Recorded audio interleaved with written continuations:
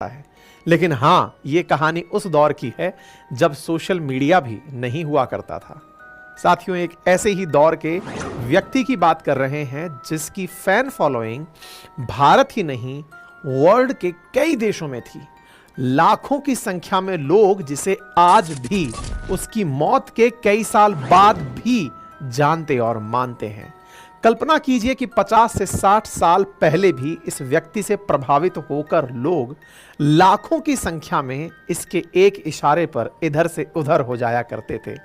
आज के सेशन में हम बात कर रहे हैं आचार्य रजनीश की। आज के सेशन में हम बात कर रहे हैं ओशो की, जिनकी वीडियोस आज उनकी मौत के 35 साल बाद भी लाखों लोगों के द्वारा देखी जा रही हैं। उनके वीडियोस को आज भी लाखों लोगों का समर्थन मिल रहा है।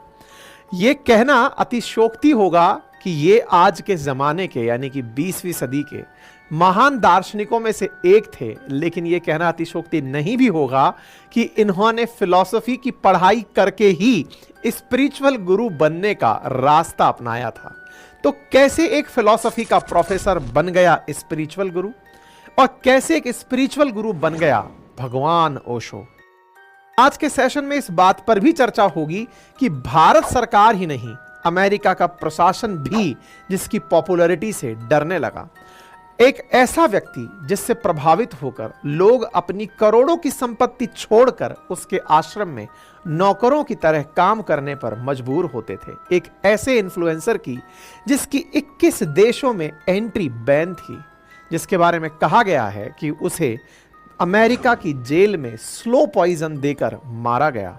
एक ऐसा व्यक्ति जिसकी एंट्री न केवल बैन थी, साथियों आज के इस मॉडर्न जमाने के ज्यादातर लोगों को नहीं मालूम कि वे जिस ओशो को अपना गुरु या भगवान मानते हैं, वही ओशो अपने आश्रम में सेक्सुअल एक्टिविटीज, ड्रग्स को प्रमोट करने के लिए और छोटे बच्चों को अब्यूज करने के लिए भी जाना जाता था।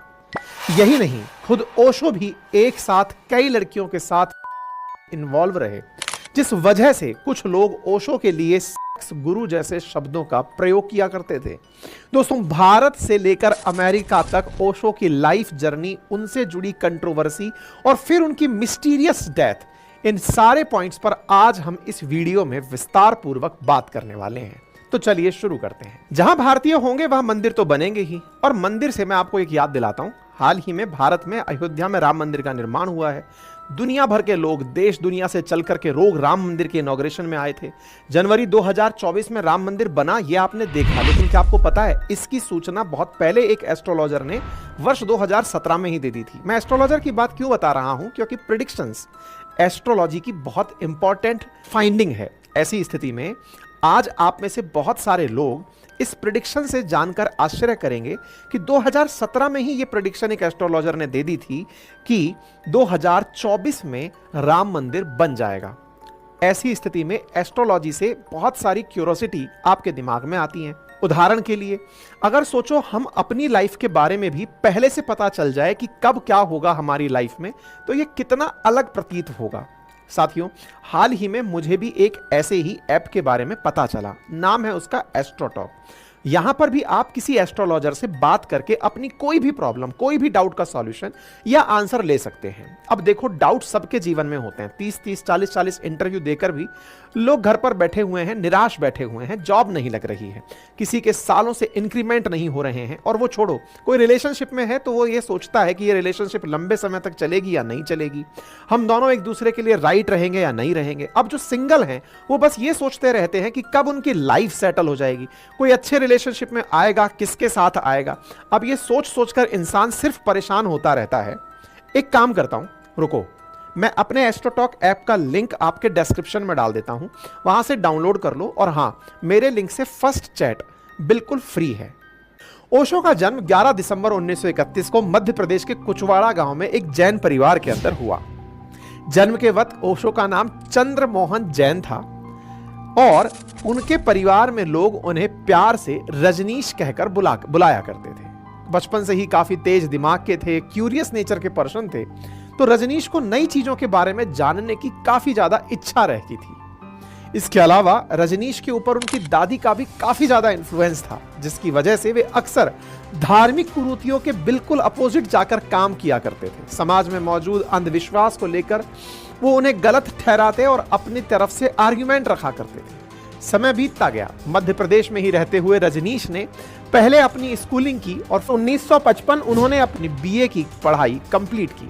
अब उनकी अपनी आत्मकथा को अगर सच माना जाए तो 21 साल की उम्र में ही रजनीश को आध्यात्मिक अनुभव हुए, जिसके बाद से उनका अपने जीवन और समाज के प्रति पूरा नजरिया ही बदल चुका था। लेकिन इन अनुभवों के बाद भी उन्होंने अपनी शिक्षा जारी रखी। आगे की पढ़ाई के लिए इन्होंने जबलपुर के हितकारिणी कॉलेज में एडमिशन लिया। दर्शन शास्त्र यानी फिलॉसफी के मास्टर्स को पढ़ाई की। फिलॉसफी ने ओशो के विचारों को और ज्यादा तर्कशील बनाने का काम किया। इसका असर उनके कॉलेज के दौरान ही दिखने को भी मिला था। दरअसल क्यूरियस नेचर की वजह से रजनीश अपने फिलॉसफी के प्रोफेसर से इतने ज्यादा सवाल करने लगे कि उनके सवालों के जवाब देते देते प्रोफेसर के लिए अपना कोर्स पूरा कराना मुश्किल का विषय बन गया। ओशो की इसी आदत से चिढ़कर उस प्रोफेसर ने कॉलेज के प्रिंसिपल को यह धमकी दी कि या तो कॉलेज में चंद्रमोहन यानी रजनीश रहेगा या फिर मैं। शिकायत होने पर प्रिंसिपल ने रजनीश को ऑफिस में बुलाया और बुला करके कहा कि भैया देखो, सवाल पूछने में तुम्हारी कोई गलती नहीं है, लेकिन हम दो में से किसी एक को ही जाने दे सकते हैं। प्रोफेसर को हम कॉलेज से नहीं जाने दे सकते, तुम्हें कॉलेज छोड़ना होगा। रजनीश को हितकारिणी कॉलेज छोड़ना पड़ा, लेकिन यह एक अच्छी बात भी थी क्योंकि हितकारिणी कॉलेज के प्रिंसिपल ने रजनीश को जबलपुर के डीएन कॉलेज में एडमिशन दिलवा दिया। यहां भी रजनीश के सवाल पूछना बंद नहीं हुए, लेकिन इस बार कॉलेज ने उन्हें निकाला नहीं और इस तरह कॉलेज की पढ़ाई खत्म करके साल 1957 में रजनीश ने अपने टीचिंग कैरियर की शुरुआत की। वर्ष बीता। साल 1960 में रजनीश को जबलपुर यूनिवर्सिटी में एज ए फिलॉसफी प्रोफेसर पढ़ाने का मौका मिला। साथियों, रजनीश को अपने समय का बेस्ट फिलॉसफी प्रोफेसर माना जाता था, लेकिन रजनीश को फिलॉसफी से ज्यादा स्पिरिचुअल गुरु बनने में इंटरेस्ट था और इसके पीछे सबसे बड़ी वजह थी रजनीश चाहते थे कि अपने थॉट्स को वो ज्यादा से ज्यादा लोगों तक पहुंचाएं, जिसके लिए वो कॉलेज में पढ़ाने के साथ साथ अलग अलग जगहों पर शिविर लगाया करते, लोगों से धार्मिक कुरीतियों और राजनीतिक मुद्दों पर खुलकर बात किया करते।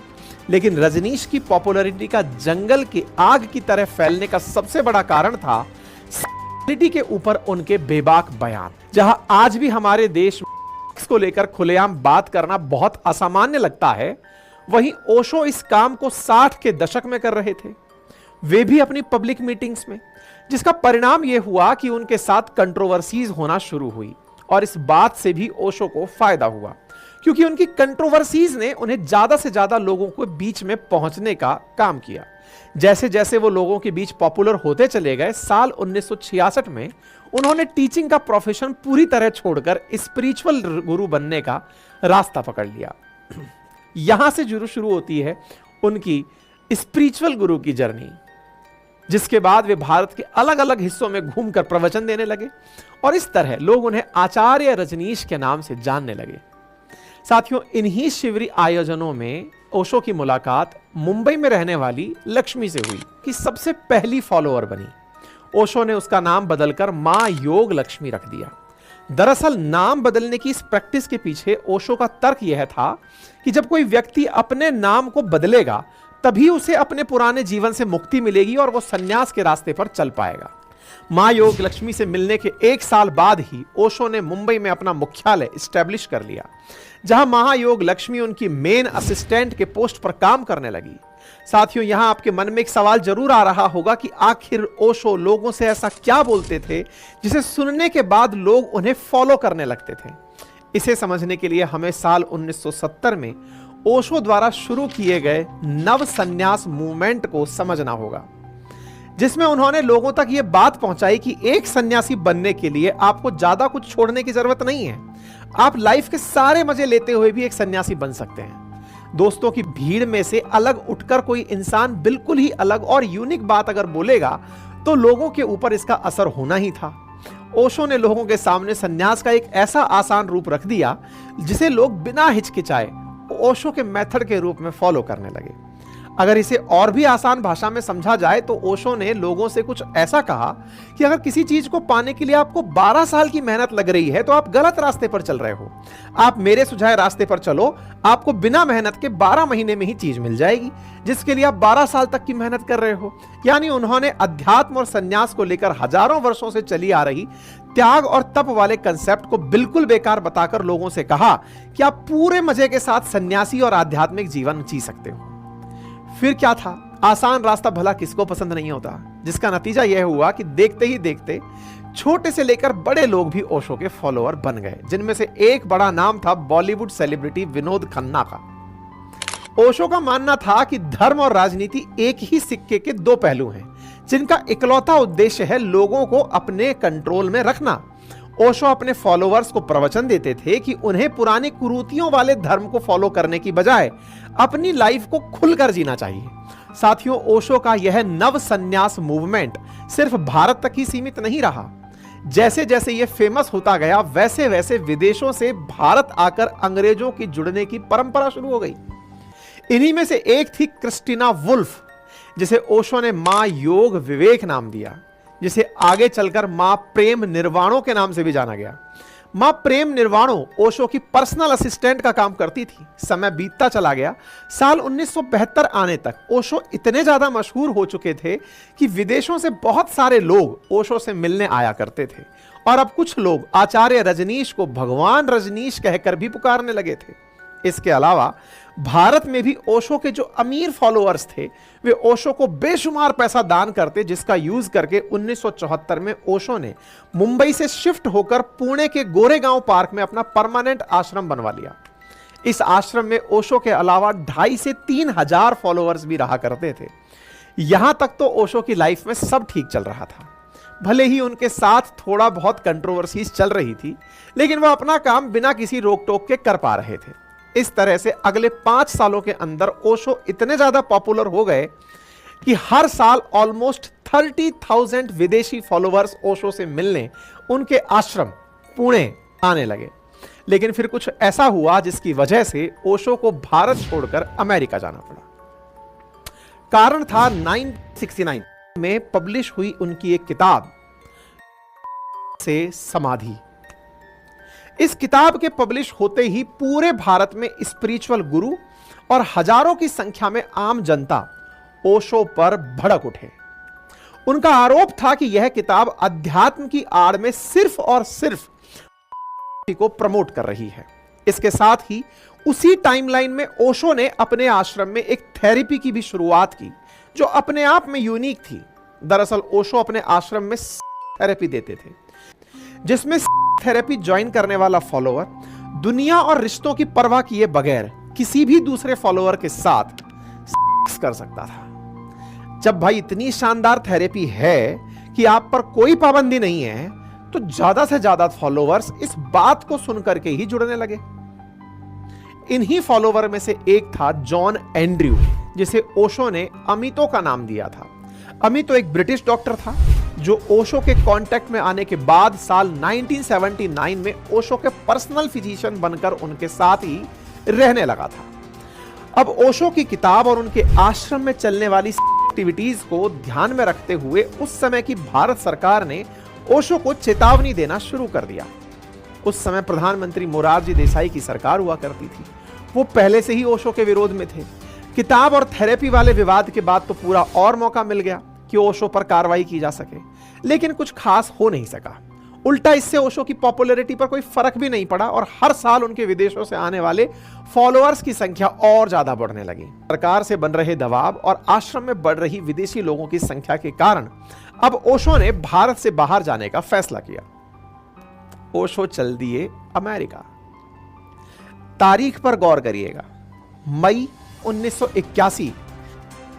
ओशो अमेरिका में सेटल होने के मकसद से अपने करीब 2500 फॉलोअर्स को लेकर भारत छोड़कर अमेरिका चले गए। अमेरिका में अपने शुरुआत के दिनों में ओशो ने न्यू जर्सी में रहते हुए अपने फॉलोअर्स के साथ, जो काफी अमीर थे, प्लानिंग शुरू की। प्लानिंग थी अपना ही एक नया शहर बसाने की। शहर जिसे रजनीशपुरम के नाम से जाना जाने वाला था। जी हां साथियों, अमेरिका के ओरेगन स्टेट में एक नया शहर बसाना शुरू हुआ जिसे नाम दिया गया रजनीशपुरम, सिटी ऑफ रजनीश। रजनीशपुरम एक अलग शहर था जिसमें ओशो ने अपने नियम कानून के अनुसार, सब कुछ नियम कानून ओशो के अपने, ठीक वैसी दुनिया जैसी दुनिया को ओशो जैसी कल्पना करते थे अपने विचारों में। एक वैसी दुनिया जिसमें कोई धर्म ना हो, कोई अंधविश्वास ना हो, लोग अपनी लाइफ बिना किसी रोक टोक के जी सकें, वो जो चाहें कर सकें। रजनीशपुरम में ओशो ही सबसे बड़े मालिक थे, बाकी जो भी वहां आते वो नौकर की तरह काम किया करते, चाहे वो कितने भी अमीर क्यों ना हो। ओशो वहां कितने पावरफुल हो चुके थे इस बात का अंदाजा इससे लगा सकते हैं कि वहां उनकी अपनी पुलिस फोर्स हुआ करती थी। शहर के पब्लिक ट्रांसपोर्ट से लेकर हवाई पट्टी तक सब ओशो के कंट्रोल में थे।